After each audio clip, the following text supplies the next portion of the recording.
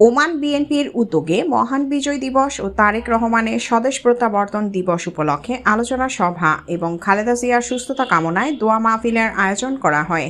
রাজধানী মাসকাটের আল খোয়ের একটি হোটেলের হলরুমে এ সভার আয়োজন করা হয়।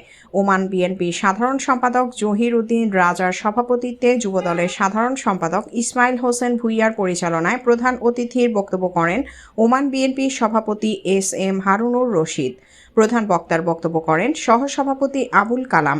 এ সময় ফজলুল বারী, জাকির হোসেন, এহসান কবির, রবিউল হোসাইন, নাজিম উদ্দিন, ইসমাইল হোসেন রিপন সহ আরও অনেকে বক্তব্য করেন।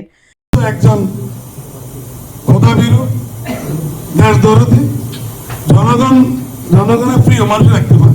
বিগত 17 বছর পর শহীদ প্রেসিডেন্ট জিয়াউর রহমানের উত্তরসূরি জনাব তারেক রহমান সাহেব আজকে বীরের বেশে বাংলাদেশে এসেছেন। আপনারা দেখেছেন বাংলাদেশের মধ্যে সারা বাংলাদেশের জনগণ এসে ঢাকার শহরের 300 ভোটের মাধ্যমে কি একটি জনসভা করেছে।